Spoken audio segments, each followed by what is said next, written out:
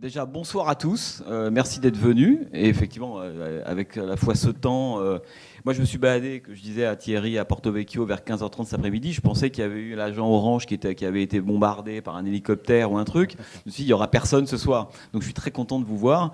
Euh, alors en deux mots, je vais faire court parce que la fois d'avant, on a quand même pas mal débroussaillé ce qu'était la comédie italienne et la comédie dite du boom économique avec Le Fanvaron, qui est évidemment un des films les plus emblématiques, un chef-d'œuvre, film de Risi. Donc je ne vais pas vous redire aujourd'hui le contexte de ce début des années 60 en Italie, le fameux boom économique, même si on va en parler un peu parce qu'il se trouve que le film qu'on va projeter ce soir s'appelle Il Boom. Donc je ne vais pas faire non plus abstraction totalement du fait que le film s'appelle Il Boom et il parle que de ça. Mais en tout cas, il y a des choses que je ne vais pas vous redire. Pour faire court, ce qui est intéressant avec ce film, d'abord il faut le dire, c'est un film de Vittorio De Sica, et De Sica, généralement, c'est pas du tout un cinéaste qu'on met dans la grande famille des cinéastes de la comédie italienne. Un peu à tort d'ailleurs, et vous allez le voir ce soir, mais c'est vrai que pour la plupart des spectateurs et de la critique de l'époque, De Sica, il est lié à un mouvement, à un moment très particulier de l'histoire du cinéma italien qu'on appelle le néoréalisme italien. Hein. Alors on en parlera sans doute un peu dans le détail, parce que il faudrait être un peu précis sur ce qu'on appelle le néoréalisme, mais grosso modo, c'est une période qui irait de 45 à 52, si vous voulez. Et dans le néoréalisme italien, il y a des films extrêmement célèbres, notamment Rome, ville ouverte, Albanienne Zéro. Et il se trouve que De Sica a fait 3 des plus grands films de ce moment néoréaliste, qui fait qu'il est devenu quasiment on pourrait dire, je dirais, non pas le fanfaron, mais le parrain, si vous voulez, du mouvement néoréaliste italien. C'est Sciuscia en 46, Le voleur de bicyclette en 58, et ensuite on a un film formidable qui est Miracle à Milan, et celui de tous les films de Sica que je préfère, qui s'appelle Umberto D. Vous avez peut-être vu ce film en 52, hein, avec cette espèce de prof de littérature de Florence qui a joué un seul rôle dans sa vie, que De Sica était allé chercher, hein, pour jouer le rôle de cette espèce d'homme à la retraite, un agent de la fonction publique, qui a beaucoup de mal à terminer, à boucler ses fins de mois, et qui vit dans une pension avec une marâtre absolument atroce et un tout petit chien. Je dis ça parce que pour ceux qui ont vu Umberto D, qui a vu Umberto D parmi vous? Ah, il y a quand même du boulot, il faut qu'on travaille d'un mois sur l'autre. Hein. Il y a des films à voir, et Umberto D, c'est quand vous aurez vu Il Boom, ça va vous intéresser d'aller voir Umberto D, parce que moi je pense que Umberto D est d'une certaine façon la matrice du film que vous allez voir ce soir. Un peu comme si Alberto Sordi était la version plus jeune du vieillard qu'on voyait en 52. Et Umberto D est un film absolument génial. Tout ça pour dire que De Sica il est donc surtout connu pour être un peu le père du néoréalisme. Alors quand on parle de De Sica, on parle aussi d'un autre personnage qui est capital dans l'histoire du cinéma italien. Vous savez, il y a souvent des couples, de scénaristes, de monteurs, de musiciens, et dans son cas c'est Cesare Zavattini, ça vous dit forcément quelque chose, qui est le scénariste de l'essentiel des films de De Sica. Donc ils ont formé un couple tous les deux. D'ailleurs, on devrait presque parler des films de De Sica et de Zavattini, hein, puisque ça a été un couple extrêmement fidèle, jusqu'à la mort de De Sica en 74. De Sica, il est mort relativement jeune d'un cancer du poumon en 74, et son dernier film date d'ailleurs de 74. Alors, très rapidement, De Sica, pour tout le monde, en gros, c'est le néoréalisme. Il faut quand même rappeler, parce qu'on l'oublie un peu, eu égard à l'énorme renommée des films de De Sica, le succès énorme qu'ils ont eu auprès de la critique et du public, ces films-là n'ont pas marché en Italie. Hein, Le voleur du bicyclette, aujourd'hui, tout le monde sait ce que c'est, sans même l'avoir vu à la limite. Et bien avant que Scorsese nous dise que c'était un film génial, etc. Le voleur du bicyclette, quand il sort en Italie, il ne marche pas. Umberto D, quand il sort en Italie, il ne marche pas.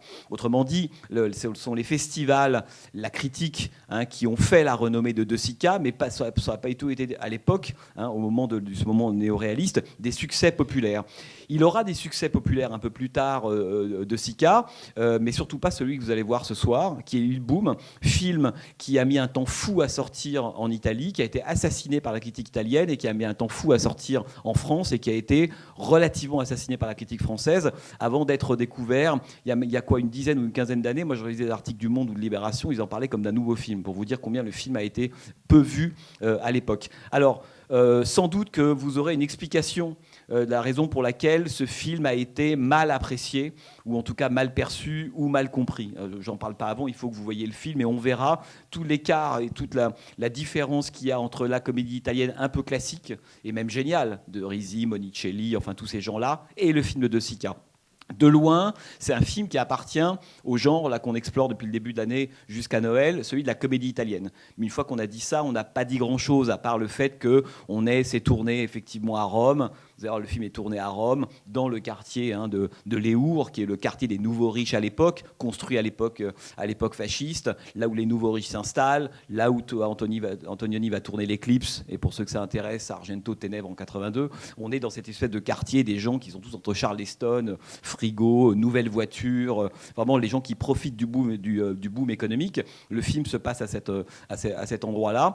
Et ce qui est assez fascinant quand on regarde Il Boom, c'est qu'on a tous les ingrédients de ce qu'est une comédie italienne. Il y a à la fois le lieu, la musique de Piero Piccioni, très très belle, grand compositeur italien. On a Alberto Sordi, pour moi l'acteur génial évidemment de ce genre qui est dans le film, et pour autant le film à l'époque ne marche pas, ne trouve pas son public. Donc on verra après pour quelle raison, parce qu'il y en a une, et quand on voit le film ça saute aux yeux, on se dit mais évidemment que ce film il pouvait pas marcher, pour une raison à mon avis, pour 2-3 raisons bien précises. Alors tout ça pour dire que De Sica, pour terminer avec lui, je terminerai avec ça, c'était la question que tu me posais au débat, De Sica, en fait, il a 3 périodes. Il y a la période néoréaliste qui vont faire de lui un réalisateur reconnu qui a sa place aujourd'hui dans l'histoire du cinéma. Et ensuite, il aura du mal à s'intégrer, en fait, malgré tout. Alors, il fera des films, certains d'entre eux sont encore très connus. L'Or de Naples, vous avez peut-être vu en 54, La Ciociara, qui est un film très connu, Mariage à l'italienne, film avec Sophia Loren, qui va tourner juste après Il Boom en 63. Donc il aura d'autres succès, mais il aura un peu perdu le contact avec la critique. En fait, la critique considère que De Sica, passé le néoréalisme, c'est plus vraiment très intéressant, parce qu'en termes de comédie italienne, il y a plus fort que lui qui est arrivé maintenant.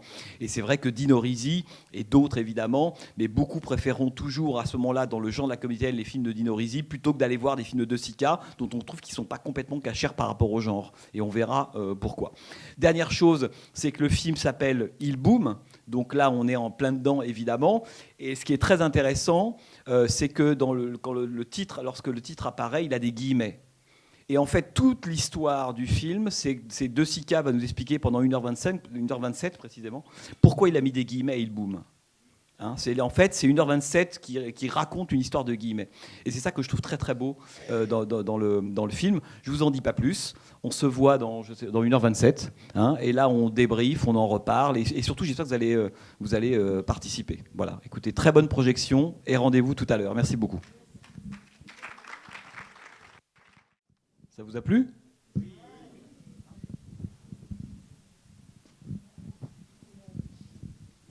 Alors toi, Jean-Baptiste, ce film, comment tu le... Il est vraiment dans une période où on a passé il sort pas sur le fanfaron le mois dernier. C'est tourné, c'est sorti pratiquement en même temps, une ou 2 années près, je ne sais plus exactement, quoi. Quand tu l'as vu pour la première fois, est-ce que tu l'as vraiment identifié, mis dans cette case-là, comédie à l'italienne, ou c'était autre chose parce que c'est Vittorio De Sica, parce que il a fait des films complètement différents? Quel a été ton ressenti la première fois que tu l'as vu?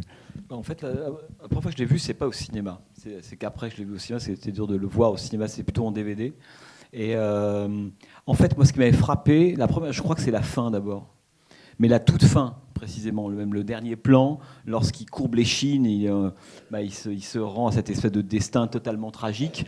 Et pour moi, le film, alors il est sensiblement différent de beaucoup de films de la comédie italienne de l'époque. Il y a plein de points communs, on en parlera sans doute, mais il est aussi différent. Mais il est aussi à cause ou grâce à cette fin-là.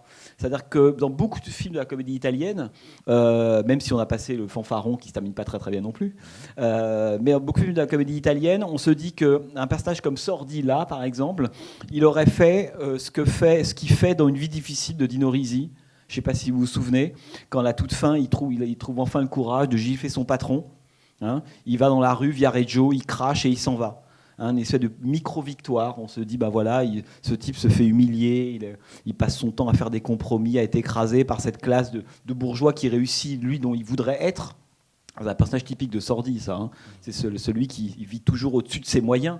Mais à la fin d'une vie difficile, il a une petite victoire quand même. Et le film reste sur cette espèce d'image où il ne gagnera pas la guerre, mais au moins, il a récupéré un peu de sa dignité. Et quand on voit Il Boom avec Sordi, et en gardant en tête le type de rôle qu'il a joué pendant ces 2-3 années-là, d'ailleurs, où il fait ces très très grands films à Pato Sordi à ce moment-là, on se dit que, enfin en tout cas moi c'est ce que je m'étais dit à l'époque, c'est que la fin elle est particulièrement sombre. C'est-à-dire que le De Sica et Zavattini ne nous donnent pas cette espèce de moment un peu presque d'humour noir. Parce que quand il s'enfuit de l'hôpital, on se dit que là, on repart vers un truc un peu plus comédie, en fait. Parce que le film, il est quand même séparé, à mon avis, construit en deux parties.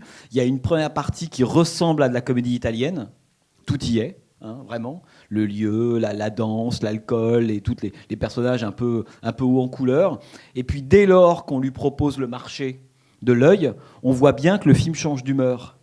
C'est-à-dire qu'il n'arrive pas à rester, enfin il n'arrive pas, c'est volontaire, il ne reste pas, donc le fait que l'on atteigne comme ça à lui-même, on enlève son œil, etc., De Sica change complètement sa mise en scène, c'est-à-dire que d'un seul coup, le regard prend une importance capitale dans la seconde partie du film, ce qu'il n'a pas du tout au début, avant qu'on ait ce coup de théâtre là, la façon dont il regarde, le fait que tout ce que lui voit, c'est pour la dernière fois qu'il voit, ce qui fait que ça charge toutes les situations, les plans, quand il regarde son enfant, il se cache un œil et puis l'autre, quand il voit sa femme, il met du temps avant de lui faire croire qu'il va à la pêche, etc.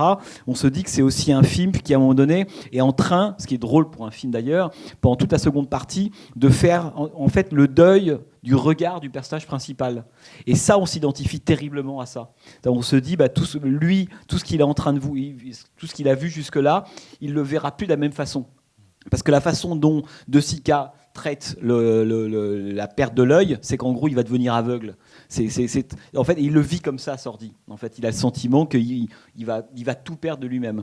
Et moi, ce que je trouve très très beau, et moi, ce qui m'avait beaucoup surpris à l'époque, c'est qu'il ait osé terminer sur ce plan-là. C'est-à-dire que sur cette séquence-là, parce qu'on se dit quand la femme qui le poursuit dans l'ascenseur, il va y avoir un retournement, quelque chose qui va quand même réussir. Il va quand même réussir à s'échapper de ça, quitte à être le pauvre qui retourne dans le sud, comme il le propose à un moment donné à sa femme. On va dans le sud, ce qui est une défaite énorme pour ces Italiens-là qui habitent dans le quartier de Léour à Rome, qui soi-disant profitent tous du boom économique. Retourner vivre dans le sud, c'est un déclassement social absolument inouï. En règle générale dans l'Italie de l'époque, puisqu'il y a une grande vague d'immigration du sud vers le nord. Donc quand on a échoué à Rome ou à Milan et qu'on en vient à retourner dans le sud, on est le dernier des ratés en Italie à ce moment-là.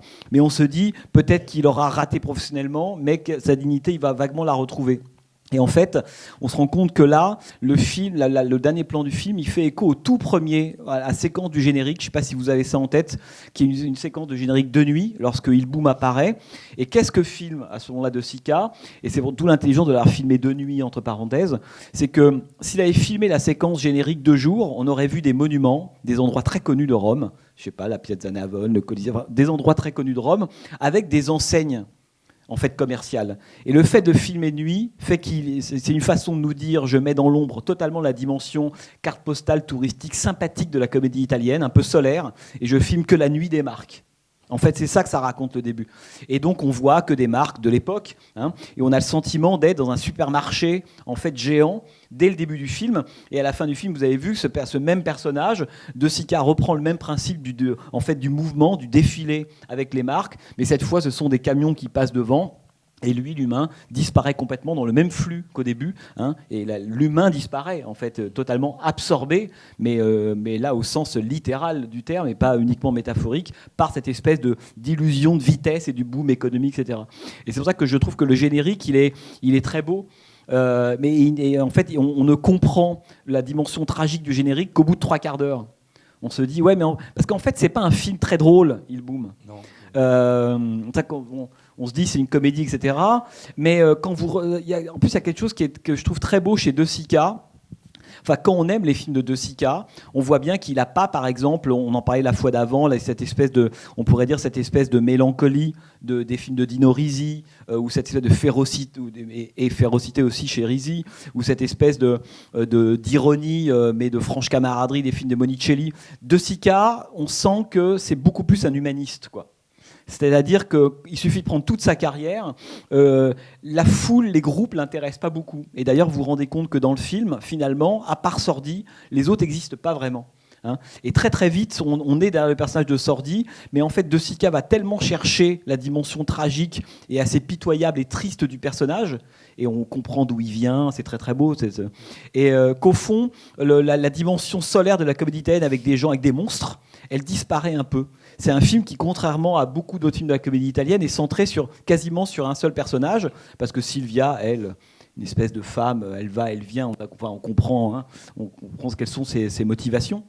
On ne sait même pas vraiment d'ailleurs si elle-même elle comprend ce que ça veut dire lorsqu'elle dit « je t'aime ». On a le sentiment que le boom économique a été un tel mirage, une telle illusion, que ça affecte même la capacité de ce personnage à savoir ce qu'elle met derrière le terme amour. Parce que peut-être qu'elle l'aime vraiment, mais dans sa langue à elle, ça veut dire qu'elle aime le fait qu'il subvienne à ses besoins. Et c'est pour ça que je trouve le personnage de Silvia, il est subtil. C'est pas une marâtre atroce, quoi. C'est pas la femme que Alberto Sordi a dans Le Veuf. Vous l'avez peut-être vu ce film, Il Vedovo. Là, on est avec Sordi, on n'a qu'une envie, c'est qu'elle meure. Puis l'ironie, c'est que Sordira mourra avant elle. Hein.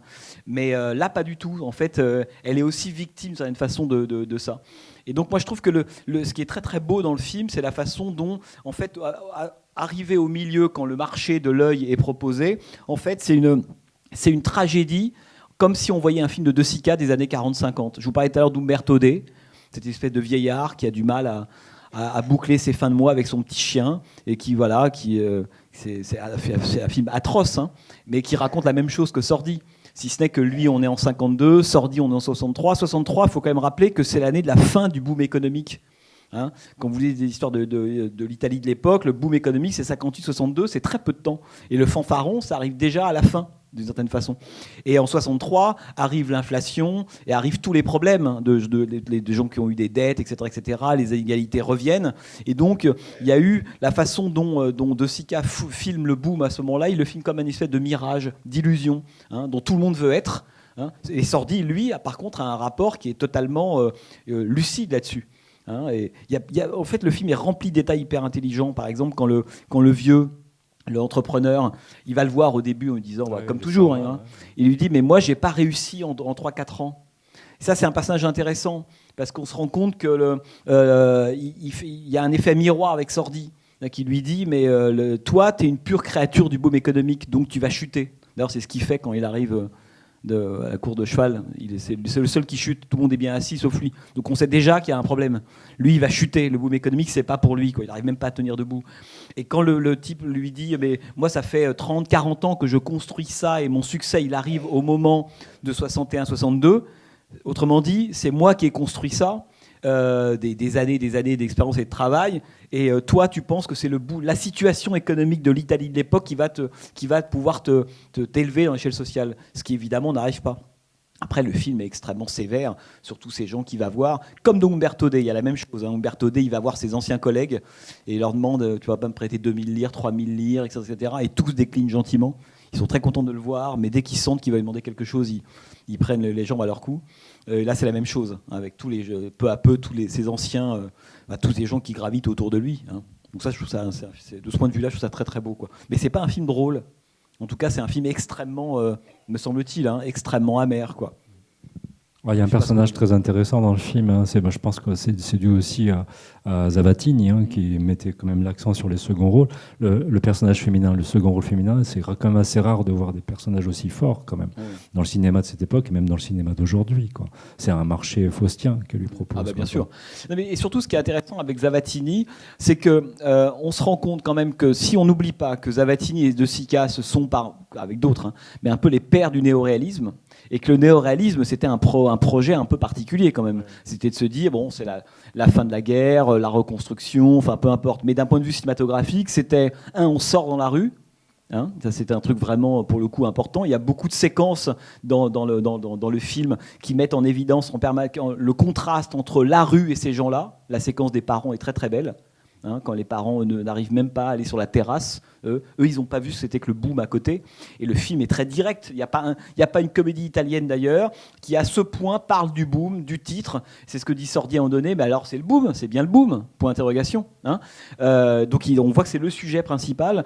Et on se dit que quand on a le fait que c'est Zavattini qui a écrit le néoréalisme, on voit des traces du néoréalisme. De toute façon, il y a des traces du néoréalisme dans toute la comédie italienne. Parce que l'idée du néoréalisme, c'était quoi? C'était de montrer la réalité du peuple italien.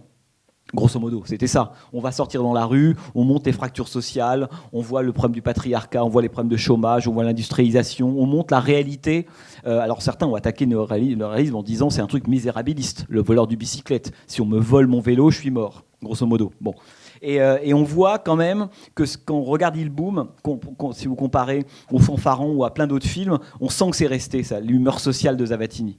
C'est-à-dire qu'à la fois il fait de la comédie italienne, hein, et en même temps, on a le sentiment que c'est, en disant que c'est un film néo-réaliste qui est réalisé au moment de la comédie italienne où on a Sordi, mais il n'y a pas beaucoup de grandes séquences un peu de pitrerie ou de grandes performances d'acteurs, etc. C'est un film qui reste assez soft, d'une certaine façon, sur à la fois les situations. Il n'y a pas de personnages monstrueux, enfin les fameux monstres de la comédie italienne, ils ne sont pas là. En fait. C'est-à-dire que même les gens qui refusent de donner de l'argent à Sordi, même le père de Silvia, le carabinieri, même l'entrepreneur, on voit bien qu'un autre cinéaste italien aurait poussé le bouchon un peu plus loin, aurait plus caricaturé. Et les films italiens en sont remplis de gens comme ça, qui sont ridicules, comme on l'est tous, hein, mais en un plan. Le Fanfaron, on se met sur la plage, et là on voit 10 personnes qui sont 10 types ridicules, etc. Il n'y a jamais ça dans Il Boom. C'est-à-dire que donc on est plus proche en fait du néo-réalisme de ce point de vue-là. En fait, c'est Sordi qui intéresse, c'est la situation de Sordi, en réalité. C'est qui intéresse Zavattini et De Sica. On voit bien que c'est quoi ce type qui a pensé qu'il pouvait profiter éventuellement du boom, qui a des dettes, etc., qui n'a jamais été accepté par cette classe d'industriels, bourgeois, etc., etc., et qui va payer très très cher, hein, le fait de s'en sortir à un moment. Et d'où la dimension tragique du film. Hein, c'est pour ça que le film est beaucoup plus tragédie que comédie italienne, à mon avis, si on veut. Parce qu'il faut rappeler dans l'histoire du néoréalisme, vous savez, c'est que beaucoup de cinéastes qui ont fait des films néoréalistes à l'époque, ça a duré peu de temps, le néoréalisme. Et d'abord, le public italien n'a pas énormément suivi. Et aussi, beaucoup de cinéastes ont fait autre chose. Je pense à un cinéaste comme Visconti, par exemple. Il ne faut pas oublier que quand Visconti fait La Terre tremble, hein, sur ces paysans du Pau, alors là, on est vraiment en plein film néoréaliste, même acteur non professionnel. C'était une des conditions aussi du néoréalisme, c'est les acteurs non professionnels.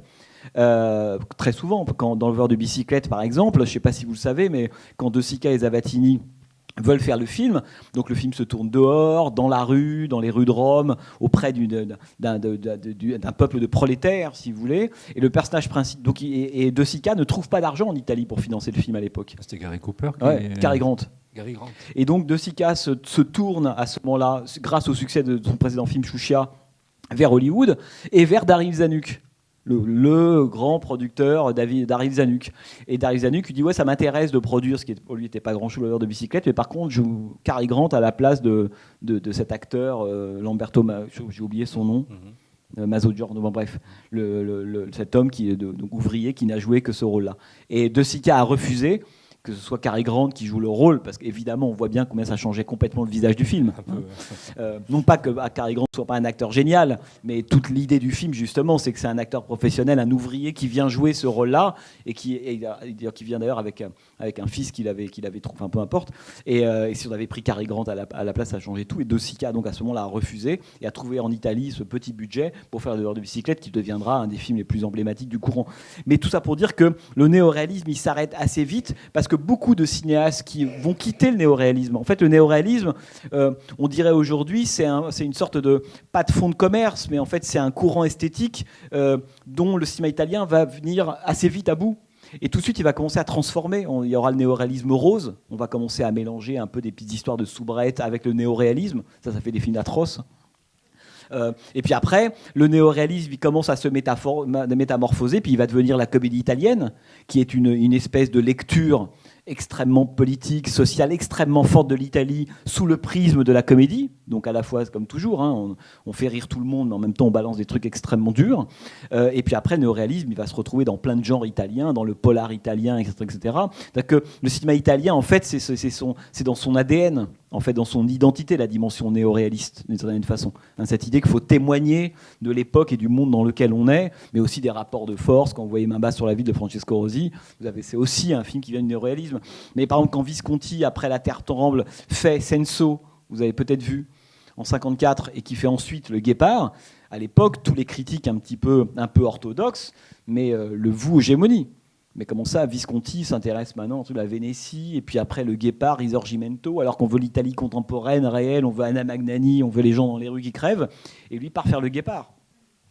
Et souvenez-vous, je pense que personne n'était en âge de vraiment tout réfléchir à tout ça à l'époque, mais et Visconti avait cette phrase extraordinaire en me disant « Mais je suis beaucoup plus fidèle à l'héritage du néoréalisme en faisant Les Guépards qu'en faisant un énième Terre tremble ou Voleur de bicyclette ». Puisque, souvenez-vous, à l'époque, quand Visconti fait Le Guépard, on lui dit « Mais pourquoi vous repartez dans l'histoire ancienne de l'Italie ?» Et puis il y avait cette horreur-là du film en costume, du film d'époque, qui était quand même un des grands trucs du cinéma sous l'ère fasciste en Italie. Donc on voulait des films qui partent de l'Italie contemporaine. Et Visconti, qui a été une des têtes de pont du néoréalisme, lui, au bout de 2 films, il arrête. Il fait Ossessione déjà, on lui dit « comme film de genre ». Et puis alors après, il s'en va, il fait Senso, Le Guépard, et il revient. Et en fait, la défense... où l'argument de Visconti, c'était de dire, si on veut comprendre le mal italien contemporain, parce que Le Guépard 63, c'est la même année, on est dans un moment hallucinant de l'histoire du cinéma italien. La même année, on a l'Éclipse, on a Le Guépard, on a Il Boom, enfin, c'est quelque chose de fou. Et Mario Bava aussi, non ? On a Mario Bava, non, c'est un an plus tard, mais disons que entre 61 et 63, le nombre de chefs-d'œuvre qui sortent est absolument inouï, quoi. Et Visconti dit à ce moment-là, oui, mais pour comprendre là où on en est aujourd'hui du mal italien, il faut aller, c'est ce qu'il disait pour Le Guépard, retourner à l'époque du Risorgimento. Voilà. Qui est le moment. On ne comprend rien à l'histoire de l'Italie contemporaine si on ne raconte pas l'histoire du Risorgimento. Comment le mal italien, il vient de là. Donc il disait, moi au contraire, je fais du néoréalisme parce que je fais de l'archéologie du néoréalisme. Et donc je suis beaucoup plus fidèle au néoréalisme et donc à l'idée de comprendre l'Italie contemporaine en allant faire un film comme Le Guépard. C'était ça. Et il avait tout à fait raison. Entre parenthèses, l'art du compromis. Enfin, vous avez tous vu Le Guépard, j'imagine, parmi vous. Qui n'a pas vu Le Guépard, plutôt, ça ira plus vite. Personne n'ose lever le doigt. Parce que là, ça serait violent. Si quelqu'un lève le doigt en disant j'ai pas vu Le Guépard, c'est pas possible. En 2018, c'est pas possible. Et pourquoi je parlais de tout ça d'ailleurs ? Je ne sais plus. Non, oui, je parlais de tout ça parce que c'est sur justement l'évolution du néoréalisme. Et quand on voit un film comme Il Boom, on voit vraiment, me semble-t-il, alors si on a un peu suivi la carrière de De Sica auparavant, on voit vraiment que c'est réalisé par un cinéaste qui vient de ce moment du néoréalisme-là. C'est incroyable, puisqu'on voit bien que tout ce qui concerne la comédie italienne, à la fois c'est présent, mais un peu en sourdine. Et on voit que ça ne l'intéresse pas plus que ça de donner à Sordi l'occasion de faire 25 séquences incroyables. Il n'y a pas de séquence bigger than life, il n'y a pas de trucs grotesques, il n'y a pas de moment de... C'est même pas du côté de la farce, quoi. Mais il a quand même un jeu de jambes, quoi. Et le comique vient de là, quoi. Il se déplace, il a quand même un jeu de jambes, mais il se déplace pas d'une manière anodine, quoi. Il sautille, il se plante quand il descend les gradins de l'hippodrome, quoi. C'est important. Le comique vient de là aussi chez lui. Non, mais d'abord Sordi, c'est un génie. Donc pour moi c'est l'acteur emblématique de cette période-là. Vous savez que d'ailleurs, entre parenthèses, à l'époque les critiques n'aimaient pas beaucoup Sordi. Il faut et notamment en France. Vous connaissez sans doute un critique qui s'appelle Serge Danet. Et Serge Danet écrivait, je ne sais plus dans quel article, mais il disait parce qu'en fait les films, en gros, il y avait d'un côté, on pourrait dire les films avec Anna Magnani, et puis les films avec Sordi, pour faire très court. Et les films avec Anna Magnani marchaient beaucoup moins en Italie que les films avec Sordi. Et Danet était catastrophé en disant mais qu'est-ce que c'est que ce peuple italien qui préfère aller voir Sordi qu'Anna Magnani ? Et lui, et une des raisons pour lesquelles d'ailleurs le personnage de Sordi était à ce point aussi détesté, c'est qu'il incarnait le qualunquisme, ce qu'on appelle le qualunquisme en Italie, c'est-à-dire cette espèce d'art, d'art du compromis, c'est-à-dire je suis jamais d'aucun parti, je prends jamais position. Or Sordi, c'est le caméléon parfait. C'est celui qui est, comme on le dirait aujourd'hui, fort avec les faibles et faible avec les forts. C'est l'homme l'opportuniste absolu, Sordi. Même là. Alors, il n'y a aucune conscience. Mais non. Alors en même temps, là où on voit que c'est quand même De Sica et que le film est quand même tragique, c'est que peu à peu, il va l'isoler, ce personnage-là. En fait, au début, c'est un peu tous des monstres. On se dit, bon, d'accord, on est dans cette espèce de Rome du boom économique, très bien. Le caviar, la langouste, Charleston, tout y est, on se paye des groupes, etc. Et puis, peu à peu, comme le film ne se centre pas sur un groupe, mais sur Sordi, en fait, le film isole petit à petit Alberto Sordi. Vous comprenez ? Et c'est ça que je trouve très, très beau, c'est qu'il l'isole, et notamment grâce aux parents. C'est-à-dire que c'est le seul qui a une généalogie là-dedans. Les autres, on a l'impression que c'est une génération spontanée. Hein, alors que Sordi, non. Et en faisant venir les parents, il fait venir, évidemment, on pourrait presque dire du mélodrame, de certaine façon, à ce moment-là. Il fait venir une histoire, d'où ça vient. Et on comprend que, peu à peu, plus le film avance, plus on comprend d'où vient Sordi, et plus on comprend la dimension tragique de sa quête.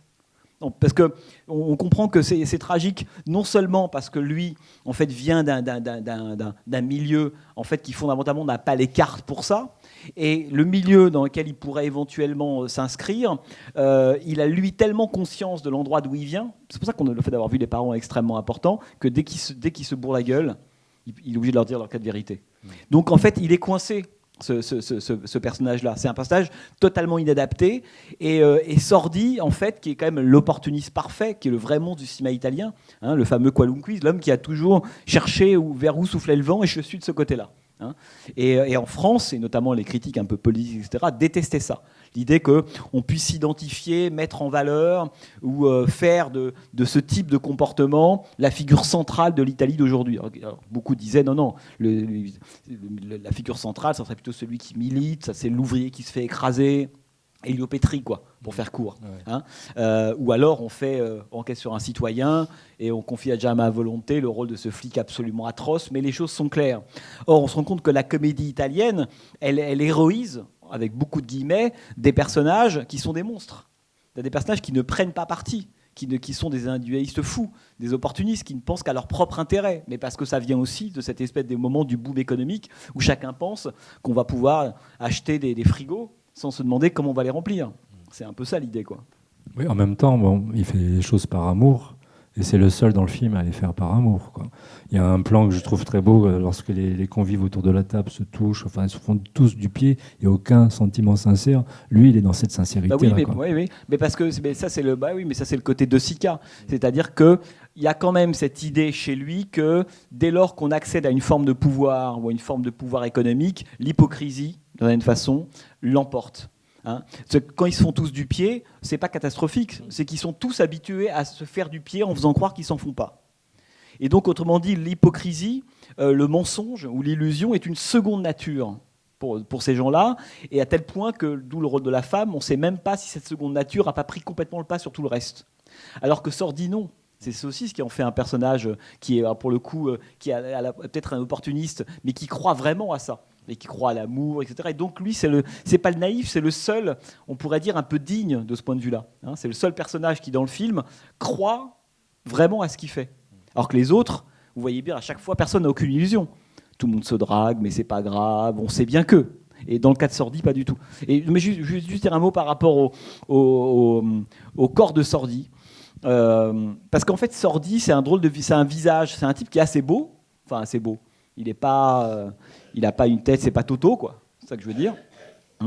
Et en même temps, tout est chez lui dans la façon dont il essaie de se... En fait, quand vous regardez Il Boom, et là on voit jusqu'à la fin du film, c'est que c'est quelqu'un qui tente toujours de marcher ou de se déplacer comme il faudrait, comme il pense qu'il faudrait qu'il se déplace ou qu'il marche. C'est-à-dire que c'est quelqu'un qui n'a jamais l'initiative. C'est-à-dire que quand on le voit danser, c'est formidable. C'est-à-dire qu'il est toujours derrière les autres. Hein. Donc, on a un personnage qui est toujours en train de singer, on pourrait dire, ou de parodier, ou de mimer pour s'intégrer comme il peut le monde dans lequel il vit. Ou dire, on descend les escaliers rapidement, c'est comme ça qu'on fait, mais lui, il ne sait pas faire, donc il se casse la gueule. Il s'agit d'aller, par exemple, le moment où il va offrir un digestif à cette espèce de vieux, on voit bien que la façon dont De Sica met en scène Alberto Sordi, il ne le met pas en scène comme les autres. Les autres, ils sont là à leur place naturellement. Ils sont immuables dans les appartements, ils se sentent tout de suite chez eux. Et on voit que Sordi, à aucun moment, il se sent chez lui. Hein, et même dans son appartement, quand il fait cette gigantesque buffet, il va même se retrouver en fait à être le marginal de la bande parce qu'il va boire, il va dire des trucs absolument atroces et tout le monde s'enfuit. Et quand vous regardez la façon dont De Sica met en scène, Et ça, je trouve ça assez remarquable parce que la comédie italienne, pour qu'elle marche, il faut qu'elle soit... On l'oublie parfois, mais il faut que la mise en scène elle soit précise. Il y a les acteurs, il y a les dialogues, il y a tout ce qu'on veut, mais c'est aussi des gens qui savent réaliser. Et Sordi, de ce point de vue-là, vous vous rendez compte qu'il n'est jamais à sa place dans le cadre. Il est toujours en train de se demander où est-ce qu'il doit aller. Dans son appartement ou ailleurs, il est pas là où il faut. Et Sordi, il est génial pour ça, les genoux rentrés, enfin, voilà. C'est le personnage, il est à l'opposé du personnage qu'incarnait Vittorio Gassman dans Le Fanfaron, finalement. Bien sûr, mais c'est l'autre partie. On pourrait dire, si on peut presque dire qu'il y a le triangle, il y a les Trintignant et Gassman, et puis il y a Alberto Sordi. En même temps, c'est aussi Il Boom, ça raconte aussi, en fait, disons que ça aboutit à la même conclusion sur le boom économique que le Fanfaron, d'une certaine façon. Mais à mon avis, il y a quand même une différence de taille. C'est que dans le Fanfaron, en fait, Gassman est quelqu'un qui a, en fait, oublions l'accident de la fin, peut à tout moment retomber sur ses pieds. Pour lui, le boom économique, c'est un jeu, c'est les vacances. D'où le fait que, entre parenthèses, que la comédie italienne du boom s'est souvent passée pendant des périodes estivales, parce que les deux endroits majeurs de la comédie italienne du boom, c'est la bagnole et la plage. C'est les endroits qui sont le plus fréquentés, ce qu'on n'a pas là du tout dans ce film-là. Alors que Alberto Sordi, c'est le contraire d'un fanfaron, d'une certaine façon. C'est que lui, il n'a pas pris sa voiture pour partir en vacances. Que ce dont le film nous parle et ce qu'il nous montre dès le départ, c'est qu'en fait, pour lui, tout est une question de survie. Ce qui touche Gassman n'est pas du tout ce qui touche... Autrement dit, il y a une forme de légèreté, de facilité chez Gassman qui va payer cher, bien sûr. C'est-à-dire qu'une fois que le mirage du boom économique se dissipe, c'est pas très grave pour Gassman. Alors que comme Sordi a tout laissé tomber, on le dit à un moment donné, mais tu aurais dû garder ton poste que tu avais au ministère. Donc lui, il vient de là. C'est-à-dire qu'il ne peut pas revenir en arrière. Et c'est ce que raconte aussi le film. Qu'est-ce qui va se passer pour tous ces gens qui avaient peut-être un boulot, avaient une situation correcte, et qui ont été pris par la fièvre du boom économique. Je ne sais plus quel historien disait, pendant ces années-là, même les pauvres ont cru à un moment donné qu'ils étaient riches. C'est fou. Et donc, Sordi, il y croit, c'est le moment complète, cette espèce de folie, et donc il laisse tout tomber, son métier d'avant, ses racines, etc., ce qui le tenait debout. Et le problème, c'est que les autres et ce que raconte bien le film, ont les moyens d'amortir la fin du boom. Tous. On ne fera pas 10 millions, on en fera 5, c'est pas dramatique. Alors que Sordi est le seul qui joue sa peau dans le boom. Et le film, on voit bien que De Sica et Zavattini, ils vont vers ça au fur et à mesure du film. C'est que le côté drôle, léger, disparaît petit à petit pour arriver vers la tragédie pure. Quand la fin c'est terrible. La fin, c'est une des fins les plus sombres de l'histoire du cinéma italien. Et d'ailleurs, vous vous rendez compte que De Sica filme Sordi de loin. C'est-à-dire que la dernière fois qu'on le voit en gros plan, c'est dans l'ascenseur. C'est à ce moment-là, quand elle essaie de le convaincre, finalement, il se résout. C'est-à-dire qu'en fait, il admet sa défaite. Il ne voit pas d'issue. Elle lui raconte, on est très clairement les termes du bout à un moment donné. Il lui dit, mais est-ce que si tu ne veux pas faire ça, tu ne pourras pas, etc. Donc, elle lui explique les deux issues pour des hommes comme ça. Et donc, le fait qu'il soit dans un ascenseur, ça double l'effet qui est complètement coincé. Il est dans un espèce de... C'est un étau, mais c'est un étau moral, un étau professionnel. Donc il dit, je suis foutu, il se sacrifie. Et là, on se rend compte qu'à partir du moment où Sordi sort de l'ascenseur, à aucun moment De Sica va faire un gros plan de lui. Parce qu'on aurait pu imaginer ce plan de fin, par exemple, où on est centré sur sur Alberto Sordi, et puis on le suit, se dirigeant vers l'hôpital. Or, De Sica abandonne Sordi à la sortie de l'ascenseur. Ce qui est une façon de nous dire, là c'est fini.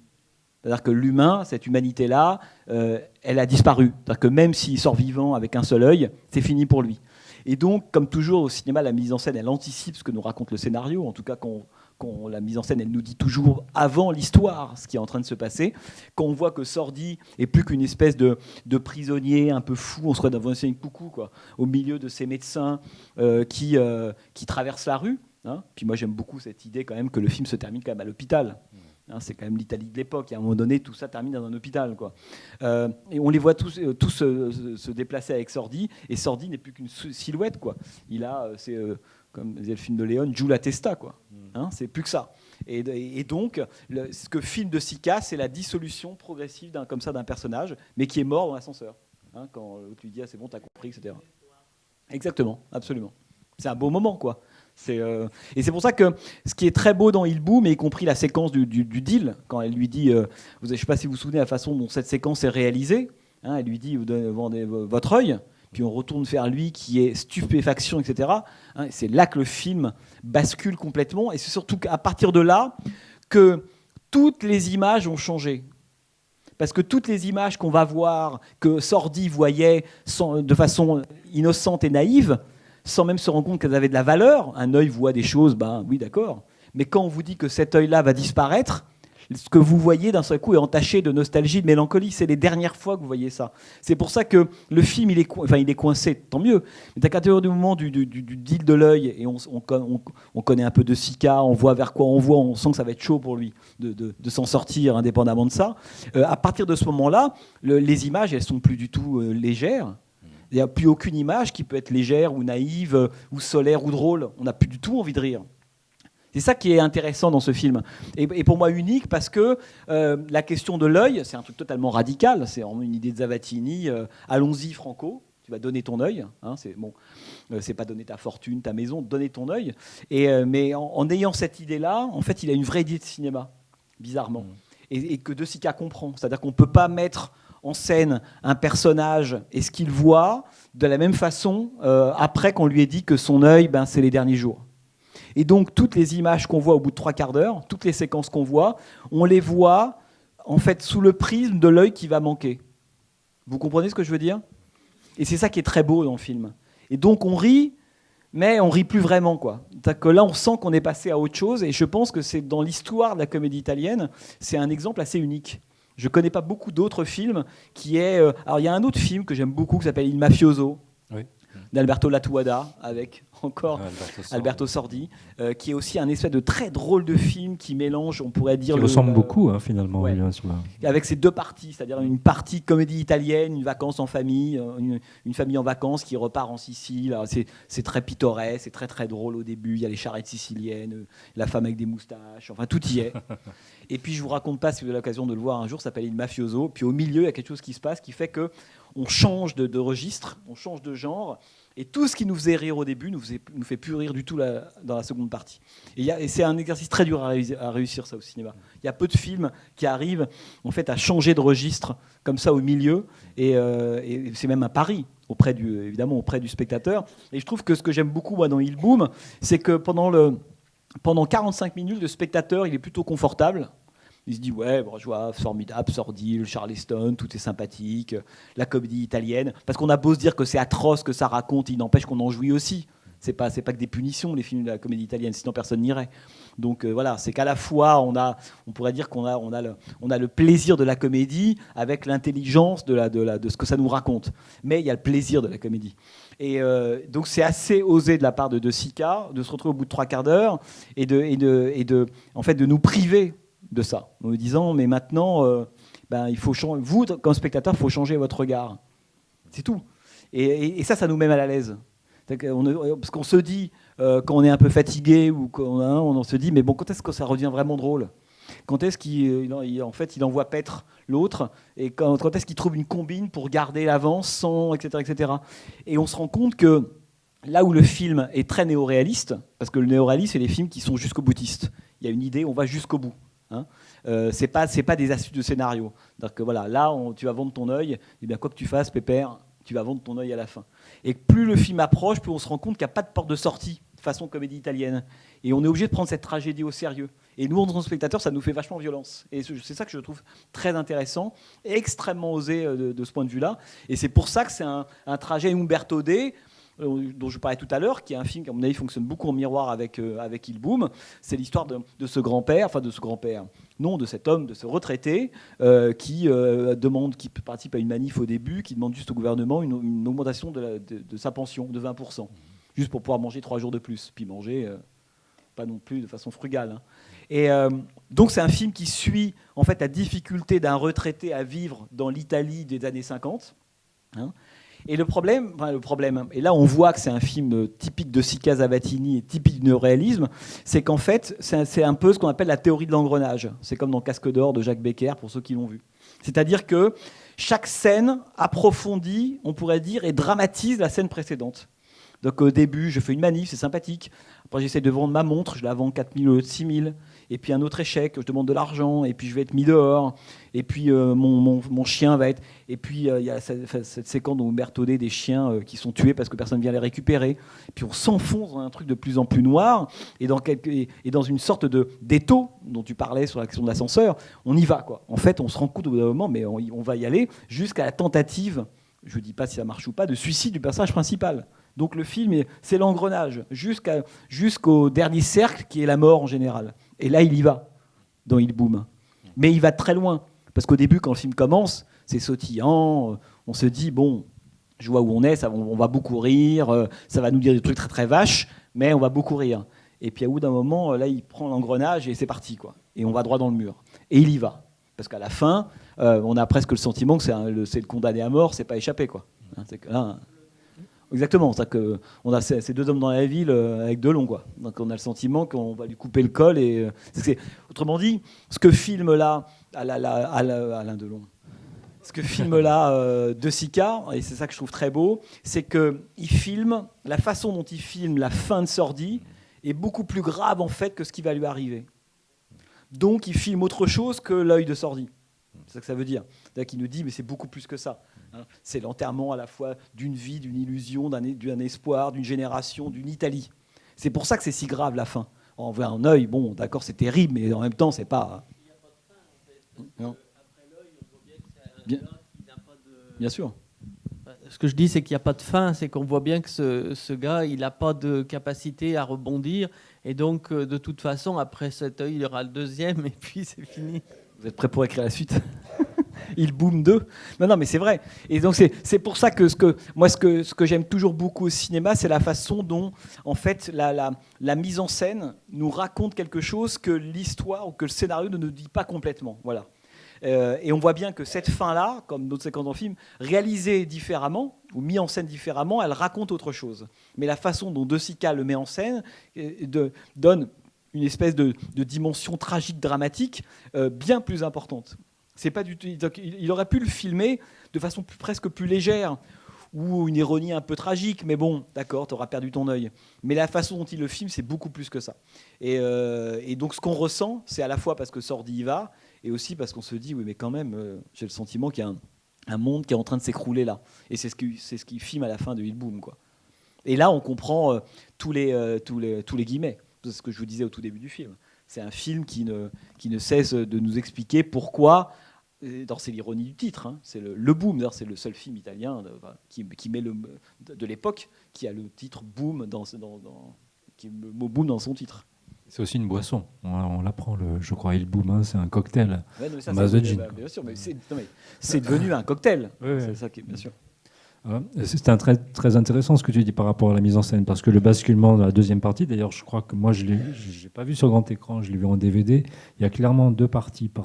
Là aussi, hein, par rapport à la mise en scène de ce que tu disais, quand il y a vraiment un basculement, la deuxième partie, quand il y a cette scène où il y a vraiment le deal, et c'est pas filmé à partir d'un certain moment d'ailleurs, lorsqu'il apprend que c'est l'œil qui va... C'est pas du chant contre chant, quoi. C'est autre chose, quoi. Ça, c'est la mise en scène qui met même en avant le personnage féminin, parce que j'ai l'impression qu'elle domine aussi la deuxième partie. Elle est tout le temps là, quoi. Et non, mais parce qu'en fait, ce qui se passe, alors c'est là qu'il faudrait presque avoir une télécommande, tu sais, où tu t'amuses à revoir comme ça, parce que c'est vrai, hein, t'as qu'en fait, la séquence du deal, d'abord, c'est choc à tous les niveaux. C'est choc parce qu'effectivement, on a une espèce de, pas de retournement, mais de basculement de scénario qui est assez inouï. Hein, parce qu'après, il faut le digérer quand même. Bon, ok, est-ce que vous acceptez de vendre un œuf? Puis, vu ce qu'on a vu avant, vu sa situation, son endettement, la situation de la femme, etc., tu parlais de pacte faustien, c'est-à-dire que c'est une proposition qu'on ne peut pas refuser, comme dirait le parrain. On sent que peu importe comment il va y aller, mais il va y aller, qu'il n'aura pas le choix, évidemment. Et le film est d'autant plus fort et que la démonstration est d'autant plus forte qu'il ne peut pas y échapper. Sinon, le film change de sens. Et on se rend compte à ce moment-là que la mise en scène, effectivement, elle change, mais elle change comment ? Indépendamment de toute la seconde partie, après cet échange-là, avec ce qu'on se racontait sur la question des images, qui sont devenues des images de quelque chose qu'on ne pourra plus voir. Donc, qui sont des images de perte. Donc, des images ultra mélancoliques toutes, quoi. Il y a quelque chose... Bon. Ce qui est intéressant dans ce chant contre chant, c'est que quand on le revoit précisément, c'est qu'on se rend compte que le personnage d'Alberto Sordi, il est filmé comme l'objet de cette femme. C'est-à-dire qu'un chant contre chant, au cinéma, ça veut dire plein de choses, mais ça veut dire une égalité entre deux personnages. Voilà, un plan sur toi, un plan sur moi, ça peut être un affrontement, un duel, ça peut être voilà, une opposition même extrêmement forte. Mais dans la façon dont De Sica filme cette espèce d'échange-là, il filme, en fait, on pourrait dire, le devenir, le objet d'Alberto Sordi à ce moment-là. Il croit, en arrivant au départ, qu'il va y avoir un rapport humain, enfin d'homme à femme, en tout cas une forme d'égalitaire dans le marché, vous me proposez ça, etc. Et dans la façon dont De Sica met ça en scène, c'est d'une certaine façon, c'est de dire le marché que je fais, tu ne peux pas y échapper, parce qu'en fait à ce moment-là, tu deviens l'objet, je t'achète comme une marchandise, et Sordi, il comprend ça. Il comprend qu'en fait, il devient une marchandise. C'est pour ça que c'est un drôle de personnage, le personnage de Sordi. Il comprend qu'il n'a pas du tout les cartes en main, il ne peut pas s'opposer, il ne va pas dire non à cette femme. Et donc, à ce moment-là, il n'y a plus de chant contre chant, il n'y a même pas eu de chant contre chant. Par contre, lorsqu'elle lui propose ça, au moment où il lui propose, on retourne vers Sordi qui est complètement interdit, et après, on est de son côté à elle, et en face, elle a le produit qu'elle va acheter. Est-ce que vous êtes en bonne santé, les yeux, etc. Et on a donc un personnage qui, dans la seconde partie du film, est une sorte, c'est un peu Toy Story, quoi. C'est une sorte d'objet qui aimerait bien redevenir humain. Non, mais genre, je ne vous appartiens pas. Vous savez, c'était les slogans il y a quelques années, je ne sais plus, des trucs d'extrême gauche, ma vie ne vous appartient pas, les profits, il y avait tout ça, vous voyez, sur ce slogan-là, quoi. Et bien, c'est la même chose. En fait, c'est un personnage on pourrait dire que le regard du puissant, de l'homme de pouvoir, de ceux qui ont de l'argent, etc., a totalement rendu objet. Et c'est très violent de ce point de vue-là, ce film. En fait, il le traite jamais. Une fois qu'on lui a proposé le marché, c'est plus qu'un œil sur patte qu'on va acheter. On s'en fout un peu de Sordi, on va le rassurer, on lui parle comme un gamin de 3 ans, etc., etc. C'est fini. C'est devenu un objet. Et cette séquence de dialogue entre les deux, elle sert à ça. D'un personnage qui se rend compte finalement qu'il n'a pas d'autre valeur que ça, y compris aux yeux de sa femme, entre parenthèses. Ouais. Parce que sa femme, à la fois, elle lui dit qu'elle l'aime, et en même temps, s'il n'a pas d'argent, elle s'en va. Ouais. Et pour avoir l'argent, il faut vendre son œil. Et puis s'il vend son œil, peut-être qu'il va arriver défiguré. C'est ce qu'il cherche à comprendre d'ailleurs. C'est très très beau ce moment-là. Quand il lui dit, mais est-ce que tu m'aimeras si je suis plus moi ? Ou est-ce que tu m'aimeras si j'arrive avec un bras en moins, etc. Ça, c'est une séquence extraordinaire. Parce que évidemment, on est complètement du côté de Sordi et qu'on se dit, et c'est d'où la naïveté de ce personnage féminin, c'est que sans doute qu'elle l'aime vraiment, mais que ce vraiment n'est pas grand-chose. En tout cas, il est un peu frelaté, et que lui sait très très bien. Mais c'est pour ça qu'il est intelligent, Sordi, dans le film. Disons qu'il est totalement lucide en réalité. Et donc à la fois, il aimerait bien que sa femme l'aime pour ce qu'il est, mais il est lucide, donc il sait que c'est pas vrai. Qu'elle a l'amour qu'elle peut, et que cet amour, c'est pas énorme, et que s'il vient avec un œil en moins, c'est fini. Et donc, il est coincé. Parce que s'il n'a pas un œil en moins, il ne peut plus payer ses dettes. Donc, c'est vraiment une tragédie, de ce point de vue-là. C'est filmé comme ça, c'est-à-dire qu'il n'y a pas d'issue possible. Et c'est vrai que c'est très beau que le film, parce qu'à l'époque, beaucoup des critiques, notamment, ont critiqué cet aspect-là du film, en disant c'est beaucoup trop noir, on ne peut pas terminer un film comme ça. C'était un des grands reproches qui a été fait au film. Normalement, une comédie italienne, on sort avec un sourire aux lèvres. On se souvient quand même éventuellement de la violence que le film, ou des choses qui ont pu être dénoncées. Mais comme de toute façon, c'est toujours l'autre. C'est jamais moi, c'est toujours le monstre, c'est toujours l'autre. C'est connu. Et donc, on sort avec un sourire. Et là, De Sica, à la fin, il nous assassine littéralement. C'est un coup de semonce. Et personne ne rigole quand le film se termine. Et donc à l'époque, c'est quelque chose qui était beaucoup reproché à De Sica en disant vous faites semblant de faire une comédie italienne et en fait à la fin c'est un truc extrêmement violent. C'est à l'égard du spectateur, c'est très agréable. C'était une époque où on parlait aussi beaucoup des films comme ça, un peu comme des choses qui font quelque chose au spectateur. C'est pas un bon médicament. Vous vous rendez compte de ce que vous faites. Vous vous rendez compte de la violence. Vous vous rendez compte de ce que vous nous dites. Et là, c'était un peu ça qu'on reprochait à De Sica. Vous vous rendez compte dans quel état vous nous mettez à la sortie du film. Ça, on lui avait beaucoup reproché. Il y a peut-être des questions.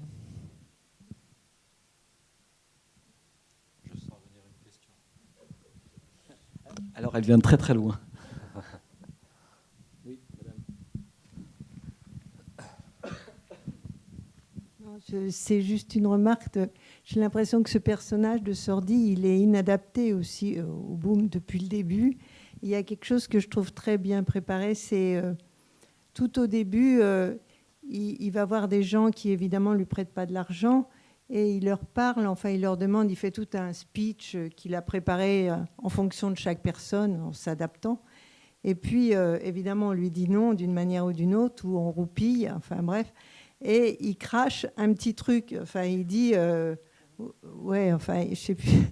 À chaque fois, il dit salopard. Enfin, bon.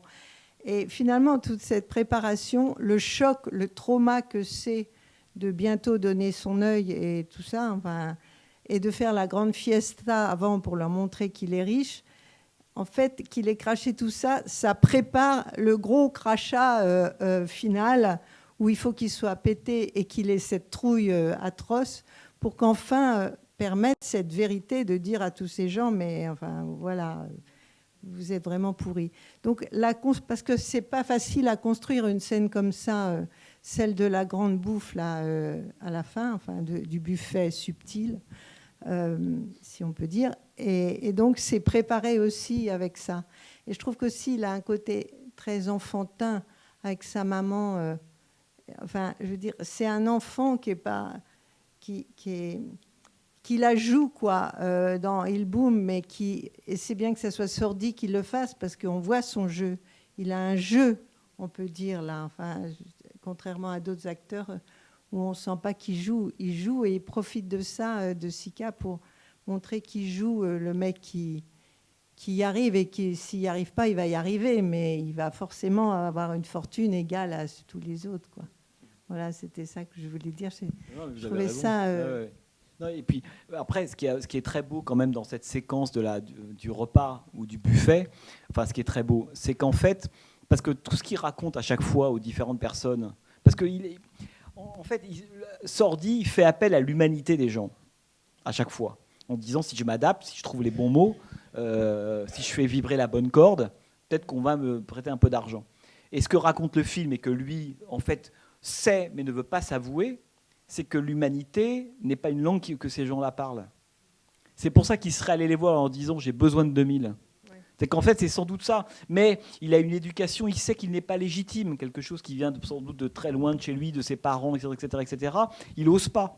Hein, et c'est ça qui est très très beau, c'est que le salopard dont vous parliez vient du fait qu'il fait l'hypothèse que ces gens-là, en leur parlant une langue humaine, vont éventuellement réagir. Or, évidemment pas du tout. Or, et de la même façon, quand à la fin il lance ce que vous appelez le grand crachat, le pire c'est que tous ces gens-là s'en foutent. C'est-à-dire qu'en fait, ils s'en vont parce que bon, on va pas entendre des insultes. Voilà, dès demain matin, on rejoue au poker, on va dans les mêmes restos, on se fait du pied tennis, comme si rien n'était. Voilà. C'est pour ça que, et ça, je pense que disons qu'il y a une double punition pour ce personnage-là. Un, il se met en situation de chercher une humanité qui n'existe pas, et ensuite, il pense qu'en leur disant leur cas de vérité, il va toucher ces gens-là, et ces gens-là s'en foutent comme de l'an 40. Et donc, c'est ça qui est aussi, de cette façon, est assez terrible pour lui. Parce qu'on pourrait aussi penser que cette vérité qu'il dit à tous ses convives, elles sont aussi entendues par sa femme, d'une façon. Il s'adresse à sa femme à ce moment-là. Et elle ne l'entend pas. Elle est sur les manières, l'apparence, la mondanité, voilà. Tout ça. C'est des collègues. Le mot. C'est pour ça que l'amitié, ça pas. On sent d'ailleurs que le pauvre Alberto Sordi, il va se coucher après leur avoir dit état d'insanité, et dès le lendemain, il repart à jouer au poker. Mais donc c'est terrible en même temps. Ça veut dire que ces gens-là l'amitié ne compte pas pour eux. On leur dit, ils s'en foutent. Ils sont sur une autre planète. Et lui, évidemment, il est complètement inadapté parce que malgré tout, c'est sa langue à lui. Donc, il veut jouer au fanfaron, il veut jouer au boom, il veut jouer à tout ça, dans une cour qui n'est pas la sienne. Mais sa base, c'est quand même, effectivement, la façon dont il se comporte avec ses parents. Il est soucieux de ça. Et donc, ce qui le rend inadapté, à mon avis, c'est beaucoup plus cette espèce de rapport à l'humanité, d'où le côté de Sika Zavattini, que le fait qu'il manque d'argent. Vous voyez ce que je veux dire ? On peut presque se dire que les dettes, c'est la conséquence de ça, et pas l'inverse, quoi. Mais c'est vrai. Moi, je voulais juste te dire, parce qu'on a dit beaucoup, je pense, sur le personnage, et je découvre, je connaissais pas de Sika. J'avais jamais vu de film. Et jamais trop tard, hein, c'est très bien. Et je connaissais pas Alberto Sordi, donc je découvre, mais avec grand plaisir. C'est assez bluffant, le travail qu'il fait. Il y a presque par moments du clown, il y a du Chaplin, je sais pas, on voit plein de choses. Et en même temps, c'est très moderne. Mais plus parler enfin, l'aspect technique, j'ai été bluffé moi par tous les plans, la composition des plans, le choix des motifs, des couleurs. J'ai l'impression que parfois on voyait même les couleurs. Et j'avais jamais ressenti ça dans un film en noir et blanc. On voit tellement les yeux, on voit le bleu de ses yeux. Je sais pas, je pense qu'il a les yeux bleus. Ah oui, bleu très clair, ouais. J'ai jamais vu, non mais. Et c'est bluffant. Et je pense aux plans où les panneaux, les travelling, qui sont tous pensés. J'ai l'impression qu'à chaque fois, ça sert le récit, ça sert tout le temps l'histoire. C'est jamais au hasard. Ouais, c'est assez fou. Et c'est le panneau où on découvre dans la maison de la femme de l'homme qui va se faire opérer.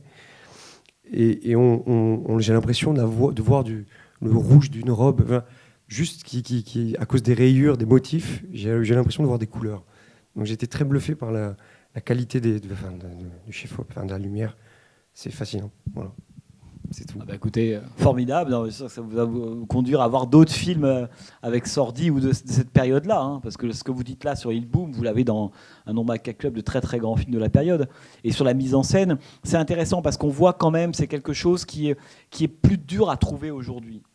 C'est-à-dire en fait une mise en scène classique qui ne veut pas dire absence de mise en scène et qui ne veut pas dire téléfilm non plus. Vous comprenez ce que je veux dire? Ça veut dire que c'est une mise en scène qui est extrêmement précise, très rigoureuse, intelligente, mais qui jamais ne s'impose, on pourrait dire, pour elle-même, ou qui ne se montre pas elle-même. Aujourd'hui, c'est vrai qu'on a très souvent des cinéastes qui, pour faire un peu auteur, fanfaronnent un peu avec la caméra ou font des plans qu'on remarque immédiatement, très formalistes, quoi, par exemple. Bon, il y a de très grands cinéastes comme ça, hein, des gens comme Sam Peckinpah, Dario Argento, je sais pas, Herzog, c'est des gens, ou Brian De Palma, des gens qu'on repère tout de suite par la forme. Mais là, ce que je trouve très beau dans la comédie italienne, c'est aussi un cinéma de cette période-là, parce qu'Antonioni, par exemple, je ne sais pas si vous connaissez un peu les films d'Antonioni, c'est pas ça du tout. Antonioni, il imprime sa marque à chaque plan, la durée, le cadrage, le décadrage, les formes, la respiration. On sait qu'on est un film d'Antonioni au bout d'une minute, quoi. Mais parce que c'est aussi c'est le moment du super auteur. Alors qu'on sent que De Sica, en fait, vient d'ailleurs. En fait, c'est pas des super auteurs qui sont nés en fait par le travail sur la mise en scène. Il est beaucoup plus vieux déjà qu'Antonioni. Hein. Il est né en 1901-1902, De Sica. Il a fait 20 films avant Il Boom. Sa grande carrière est derrière lui. Et on voit bien qu'il vient d'une autre tradition que cette génération qui émerge dans les années 60, qui elle a vu des films, est plus cinéphile, a entendu la politique des auteurs, se dit qu'il faut marquer le film de son empreinte visuelle, ce qui n'est pas le cas là. Non mais oui. Bien entendu, mais ce que je veux dire, c'est que c'est une identité, mais qui est beaucoup plus discrète, si vous voulez, que quand vous regardez un film de Fellini de la période, un film de Pasolini, un film d'Antonioni, qui sont beaucoup plus marqués visuellement. Vous voyez ce que je veux dire? Là, vous montrez Il Boom à un public lambda, il y a très peu de gens qui vous diront c'est un film de De Sica. Alors que vous montrez L'Éclipse, Aventura, Deserto Rosso à un public lambda, un peu plus... beaucoup vous diront ça ressemble à du Antonioni, quoi. Ou comme on dirait, ça ressemble à du Orson Welles. Vous voyez? Non, mais...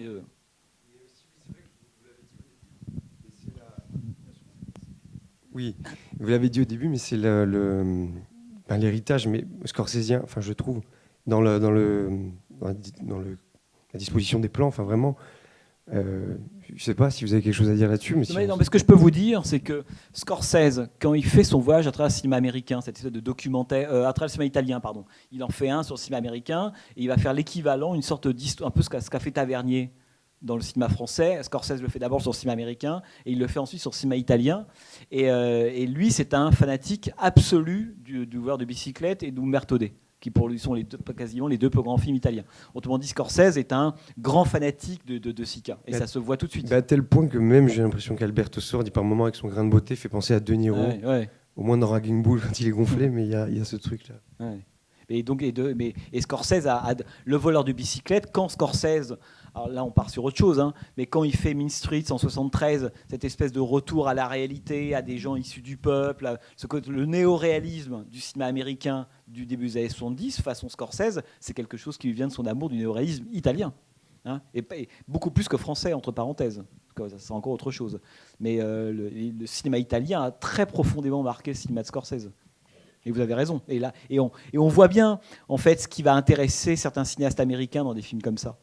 C'est-à-dire que là, à la fois le mélange du genre, d'acteurs absolument incroyables, la chronique sociale et politique très très forte, sans pour autant céder sur le plaisir du récit et de la narration. Vous voyez, c'est pas une punition, quoi. C'est pas à la Robe Grillet. Moi, je veux pas être méchant, mais c'est pas voilà. C'est-à-dire que c'est des films qui sont plus intelligents qu'intello. En fait, voilà. Et c'est les films les plus forts, les films intelligents. Les films intello, ça nous barbe tous. On a un peu de surmoi, puis 10 ans après, on se dit, ah, c'est bon. Les films intelligents, c'est ceux qui nous apprennent vraiment tout, mais qui nous apprennent tout en n'ayant pas l'air de nous faire une leçon. Et ça, Il Boom, c'est ça pour moi. Il y en a beaucoup d'autres, on pourrait en citer d'autres. Mais c'est un film intelligent, fin, quoi, très subtil. Et à aucun moment, j'ai le sentiment, ce qui peut être parfois un peu le cas dans certains films d'Elio Petri, quand il est un peu moins bon, on en parlera le mois prochain, mais à aucun moment, j'ai le sentiment d'être sermonné ou d'être à la messe, quoi. Vous voyez, ce qui est à l'époque, dans le cinéma des années 60, et notamment le cinéma dans lequel à la fois les offices catholiques et le Parti communiste avaient une influence capitale, quand on allait, le cinéma dit engagé, c'était un cinéma de la messe, quoi. Hein, la messe communiste ou la messe catho, mais c'était la messe. Bon. Et la comédie italienne, qui a peu été aimée par les intellos italiens de l'époque, par tous ces gens-là, en fait, elle trouvait une troisième voie, qui était, on pourrait presque dire, un cinéma avec un fort contenu social et politique, mais dont le but était de s'adresser au grand public, au peuple. Après, c'est toujours l'éternelle question qu'on peut se poser. Est-ce que le grand public, est-ce que le peuple, il va voir le samedi soir un film d'Antonioni ? C'est ça la question qui travaillait beaucoup les cinéastes italiens. Et la comédie italienne, elle a toujours... C'est pour ça que les Américains ne peuvent que l'aimer, parce que le grand cinéma américain, c'est un cinéma d'auteur et populaire, qui n'a pas envie de prêcher pour 12 convertis, qui se dit la vocation du cinéma, c'est de parler au plus grand nombre. C'est pas de dire des trucs débiles au plus grand nombre, comme dans les comédies françaises aujourd'hui. C'est d'essayer d'élever le plus grand nombre. Et donc, on fait des films plutôt intelligents. Mais on a besoin, on pourrait dire, du cheval de Troie, qui est des personnages, la narration, un scénario, des rebondissements, ce que Umberto Eco appelait la fiction de la reconnaissance. Il faut qu'on prenne du plaisir à voir ça. Mais le plaisir, c'est pas la punition. Ça n'empêche pas de dire des choses extrêmement puissantes et fines en même temps. Et je pense que la comédie italienne, pour moi, c'est ça. Et que si je veux comprendre l'Italie des années 60, bien sûr, je peux voir... Peut-être qu'on passera un jour les clips d'Antonioni que j'adore pour d'autres raisons, c'est pas le problème. Mais on a tous conscience que quand l'éclipse sort en 63, ça touche pas le paysan de Lucani ou le prolétaire de Naples. Tout le monde le sait. C'est vrai, ça touche les milieux intello urbains, l'éclipse. Alors ça, c'est des films qui touchaient tout le monde. C'est ça aussi qui me semble-t-il, à mon avis, intéressant. Et si on veut comprendre l'Italie des années 60, il y a plein de films à voir, mais la comédie italienne, c'est un des meilleurs thermomètres. Mais un des meilleurs, c'est que vous prenez la comédie italienne du Pigeon 58, je le disais la fois d'avant, naissance de la nouvelle comédie italienne, jusqu'à 74-75, Nous sommes tant aimés, affreux, sales et méchants, par là, mais vous avez l'histoire de l'Italie en 17 ans, mais aussi intéressante, passionnante et diverse que dans des bouquins d'histoire. Tout est là. Tout. Le miracle économique, le problème du Vatican, le problème de la justice, la corruption, les années plomb, les brigades rouges, tout y est, quoi. C'est des cours d'histoire aussi, quoi. Moi, je parle de cette réponse qui est partie totalement en vrille, mais bon, elle est partie. Notre intervention. Une petite question concernant par exemple, le beau-père, c'est un général. Il y a un moment, on voit un défilé de carabinieri, je crois. Qu'est-ce que ça dit, ça, de l'époque ? Alors, c'est compliqué, cette histoire-là, parce que c'est vous qui parliez de la question de l'appartement de la femme, avec ce recadrage, à un moment donné, cette espèce de statue d'Apollon, etc. Oui. Le film se passe dans le quartier de Léour. Je le redis quand même, le quartier de Léour, hein, qui est quand même en Italie, quand aujourd'hui on va à Rome. Enfin, on peut ne pas le savoir, mais c'est bien de le savoir quand même. C'est le quartier, vous savez, c'était le rêve, je le rappelle, de Mussolini, que Rome touche la mer. Et donc il s'est dit, pour toucher la mer, il faut construire des quartiers qui vont répandre, agrandir Rome jusqu'à la mer. Et Léour, c'était le début du grand rêve fou mussolinien de faire toucher la mer à Rome.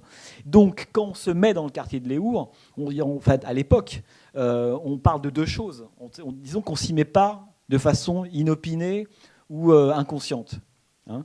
On y va pour parler de la question du boom économique, parce que c'est très intéressant, ça, entre parenthèses. C'est que la plupart, ou beaucoup de gens qui profitaient du boom économique, ces nouveaux riches dont on parle, ils s'installaient dans ce quartier néofasciste. Donc, dans toute l'histoire de l'Italie, il y a évidemment le fascisme, il n'est pas si vieux que ça, quand on est au début des années 60. Et donc, ça a toujours été une obsession du cinéma italien.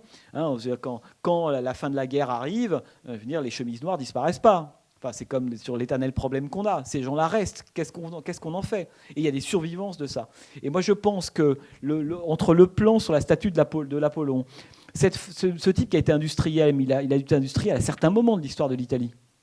Hein, c'est comme ceux qui étaient les très fortunés industriels allemands en 62, s'ils bossent depuis 30 ans, ils sont passés par des endroits qu'on imagine, quoi. Donc, moi, à mon avis, ce n'est que mon interprétation, c'est aussi une façon de dire que l'opportunisme ou le succès de ces gens-là, c'est que c'est des gens qui aussi ont dû collaborer d'une façon ou d'une autre avec les fascistes à un moment donné. Et or, on sait que les fascistes, leur grand truc, c'était évidemment toute la mythologie romaine, enfin, on revient toujours là-dessus, etc. Voilà. Absolument, mais aussi bien les Our, qui est un truc, quand vous allez dans les Our, c'est que ça, c'est que des espèces de grands bâtiments, je veux dire la grandeur fasciste. Il y en a encore d'ailleurs aujourd'hui à Rome ou à Naples ou ailleurs, hein. Mais les Our, c'est vraiment ça. Donc c'est aussi une façon, en fait, d'établir, de façon peut-être discrète, hein, j'en sais rien, mais c'est-à-dire que l'Italie qu'on voit en 62 et quand ces gens-là ils ont 70 ans, elle est pas née ex nihilo, quoi. Ces gens-là, ils ont tous un passé. Il y a les parents de Sordi, mais ces gens-là, ils viennent d'ailleurs. En gros, qu'est-ce qu'ils faisaient en 33 ? Qu'est-ce qu'ils faisaient en 40, ces gens-là ? Quand on a 70 ans et qu'on a la tête d'un empire industriel. Et ça, c'est une question qu'on ne peut pas s'empêcher de se poser en voyant le film. Quoi. Ouais. Ah ben bien sûr. Bah oui. Voilà. Qui elle-même. Enfin alors là, c'est. Alors c'est d'autant plus désespérant et le film est d'autant plus triste que la lucidité est aussi du côté de ces gens-là. Quoi. Ouais. C'est un monstre de lucidité, cette femme. Bien sûr. C'est un personnage. Elle, c'est quelqu'un qui se fait plus aucune illusion sur rien. Et en fait, ce qui est terrible, c'est qu'elle a parfaitement, on pourrait dire, rompu aux règles de ce monde-là. C'est-à-dire qu'elle n'attend rien de rien du tout. Dire tout ce qui est l'humanité, vos atermoiements, on sait où vous allez aller, allons-y vite, etc. Donc c'est quelqu'un qui n'est pas si monstrueux que ça, d'une certaine façon. Non, elle est pas antipathique. Non. Bah oui, elle est dans son rôle, elle a ses cartes à jouer, elle les joue, et voilà.